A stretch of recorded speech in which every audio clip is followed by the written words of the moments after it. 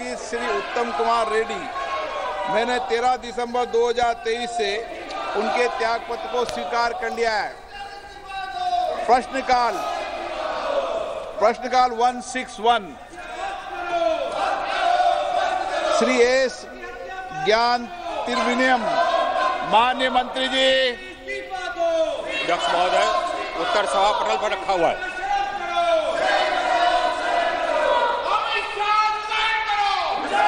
उत्तर सभा पटल पर रख दिया गया। श्री बालशौरी जी। बालशौरी। Yes, sir. Thank you, Speaker, sir. Sir, whole world is racing towards net zero emission and adopting green energy initiatives. Our Honorable Prime Minister made a statement at COP26 summit and set a target to make India a net zero emission by 2070. We have a target of 500 gigawatt of renewable energy by 2030, but we are far from the target. Pollution levels across the cities in India are increasing and Delhi is the worst. We all know the fact. This is an important need of capacity additions of green energy to reduce pollution levels.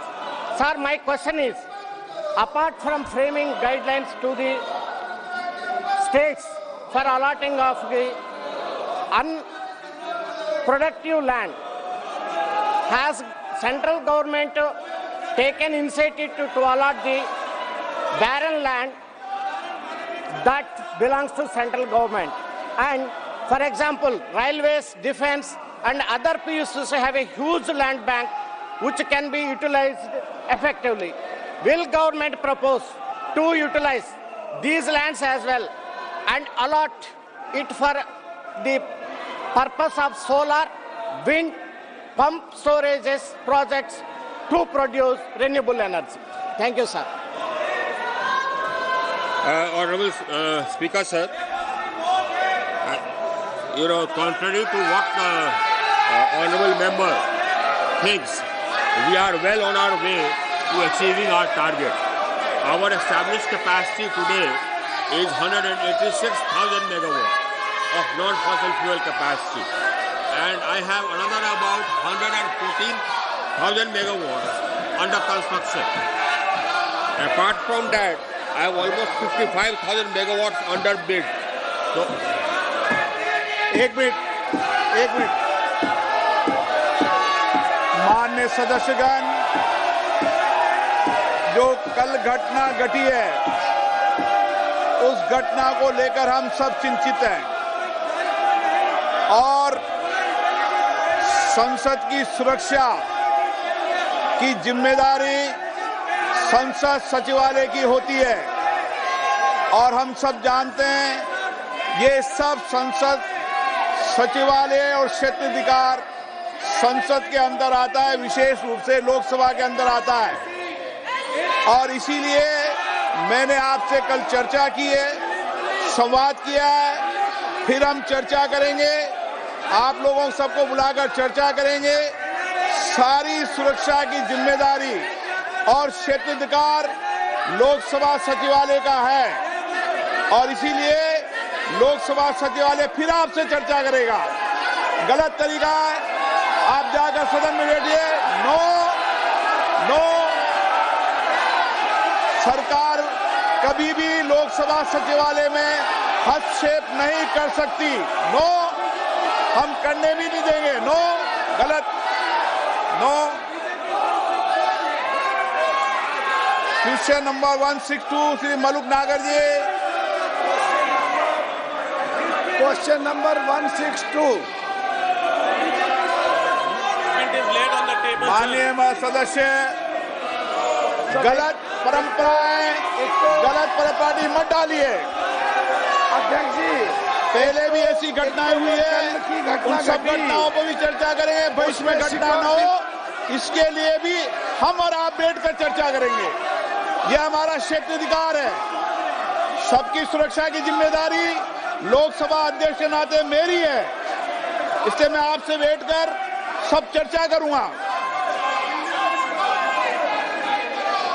हर कस्बे और हर शहर के STP plant के द्वारा निकालने के बाद ही केवल पानी को गंगा जी में डाला जाता है? क्या ये आंकड़े और रिकॉर्ड उनके पास हैं? अध्यक्ष महोदय, कल की जो घटना संसद में घटित हुई है, सबने उसको कंडम किया है। बहुत ही दुर्भाग्यपूर्ण घटना है, इसमें कहीं दो मत नहीं है।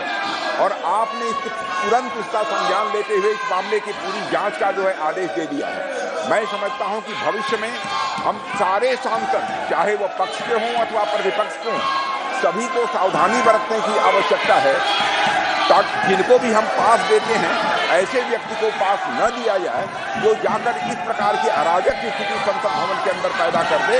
यह हम सभी को, केवल सत्ता पक्ष ही नहीं बल्कि दूसरे पक्ष के लोगों को भी यह सावधानी बरतने की जरूरत है।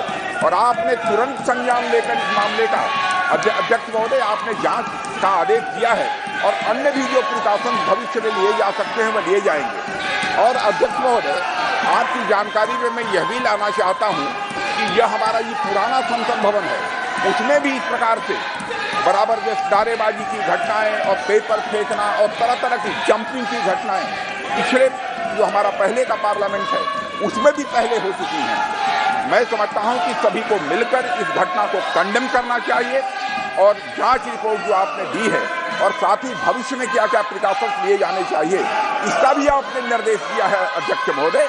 तो मैं समझता हूं कि इस प्रकार से इस संसद के अंदर अराजक स्थिति पैदा करने का कोई औचित्य नहीं है।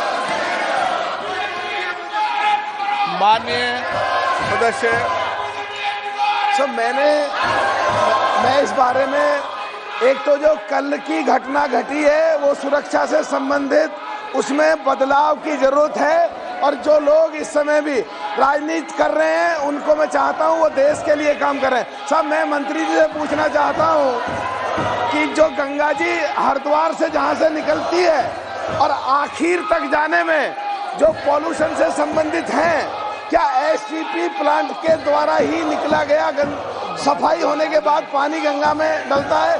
क्या पूरे आंकड़े उनके पास हैं? मैं जानना चाहता हूं। माननीय अध्यक्ष महोदय, सम्मानीय सांसद महोदय ने जो प्रश्न किया है कि हरिद्वार से गंगा जी प्रारंभ होती है, मुझे लगता है कि उनको ठीक से संज्ञान में लेने की आवश्यकता है। गंगा जी देवप्रयाग से तीनों धाराओं के मिलने के बाद में प्रारंभ होती है। गंगा जी के शुद्धिकरण के लिए माननीय प्रधानमंत्री जी के नेतृत्व में अविरल और निर्मल धारा बनी रही। इस दृष्टिकोण से जो इंटीग्रेटेड एफर्ट्स पिछले 10 साल में किए गए, उसके कारण से व्यापक सुधार गंगा नदी के पानी की गुणवत्ता में आया है। 148 से ज़्यादा स्थानों पर सीवेज ट्रीटमेंट प्लांट बना करके मुख्य धारा में जो अशुद्ध पानी सीधे छोड़ा जाता था उसको शुद्ध करके उस पानी को नदी में छोड़ना या अन्य उपयोग में लेने का व्यवस्था और विधान किया गया। माननीय अध्यक्ष महोदय, मैं माननीय सदस्य के प्रश्न के माध्यम से सदन के संज्ञान में लाना चाहता हूं कि पिछले 10 साल को यूनाइटेड नेशंस ने डिकेड ऑफ रिस्टोरेशन ऐसा मानते हुए पूरे विश्व भर से एंट्रीज को इनवाइट किया था और उन एंट्रीज के आधार पर जिस तरह से पिछले 10 साल में दुनिया भर की जो एंट्रीज आई उनके आधार तो यहाँ पर आप लोकसभा की कार्यवाही सुन रहे हैं। विपक्ष जो है लगातार सरकार से इस पर औपचारिक बयान चाह रहा है। गृह मंत्री उस पर बयान दे जो सुरक्षा में चूक कल हुई है। प्रशांत हमारे सहयोगी वहाँ पर मौजूद हैं, संसद परिसर में ही कुछ देर में हमारे साथ जुड़ेंगे। लेकिन आपने सुना राजनाथ सिंह जो कि रक्षा मंत्री हैं, वो साफ तौर पर उन्होंने कहा कि जो घटना हुई उसकी सभी निंदा करते हैं। और प्रशांत हमारे साथ जुड़ गए हैं। प्रशांत, यहाँ पर विपक्ष जो है वो क्या मांग कर रहा है? क्योंकि हम देख रहे हैं संसद के भीतर लोकसभा में अभी हंगामा चल रहा है। रक्षा मंत्री कह चुके हैं बेहद निंदनीय कार्य जो घटना कल घटी थी, और उन्होंने इस बात को भी माना कि जो सांसद पास देते हैं विजिटर्स को, उसमें इस बात का बैकग्राउंड चेक करना चाहिए कि कोई अराजक तत्व तो नहीं है। तो कहीं ना कहीं एक बात यहां पर, क्योंकि बीजेपी सांसद मैसूर के हैं, उनका नाम आ रहा था, उनकी सिफारिश पर यह पास दिया गया और उसके बाद वो आरोपी अंदर घुसे थे। अभी संसद में क्या चल रहा है, विपक्ष क्या मांग कर रहा है?